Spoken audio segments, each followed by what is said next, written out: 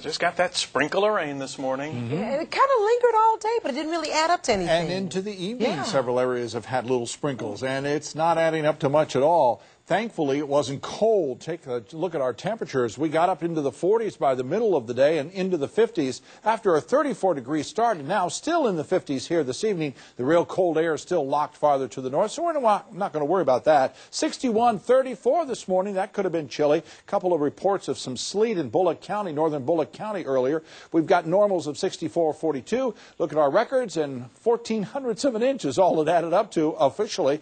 It's cloudy skies, still 56 degrees here at WTOC with a 94% relative humidity. We did make it up to 16/100 of an inch. And Doppler Max 11 radar showing a couple of spotty showers that are still in the area this evening. Most of this activity, though, has already moved offshore, though we've got one little cell we're watching here that's trying to cross Chatham County. If it can hold together, it'll follow Montgomery Crossroad right to Sandfly. Then there's another little shower here that's going to try to make it over to Springfield, but that's about it, and most of that's not making it to the ground.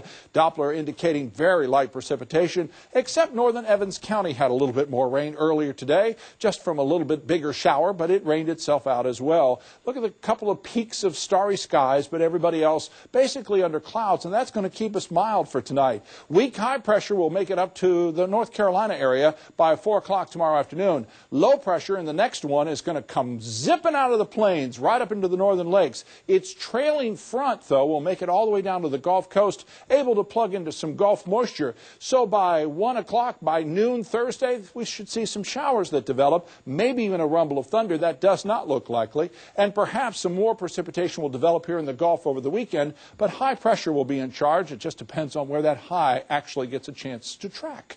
High tide, it's on its way in, 1:52 this evening, or first thing in the morning, and 8:24 tomorrow morning for our next low tide. We're at the low quarter moon phase, but you can't see that. No current advisories, of course, for our marine forecast, with our winds northerly at 10 knots, seas at 2 to 3 feet for tomorrow. Here's your forecast for tonight. Watch for some patchy fog developing as our showers come to an end. 45 should be the overnight low. We'll start cloudy tomorrow, more partly cloudy later, so clouds early, fog, and 67 for the afternoon high when the sun pops through. 53 then tomorrow night. 70 for Thursday with a 40% chance of showers. Partly cloudy, 71 on Friday. Saturday, Sunday could have some shower chances. Doesn't look like a great chance from this distance, but temperatures in the 60s. In fact, we stay in the 60s. Dry for President's Day on Monday, high of 63. And so many fun things going on this weekend. Which do I mention first? All right, we'll try the Tybee Mardi Gras this time. Check the activities. It's always online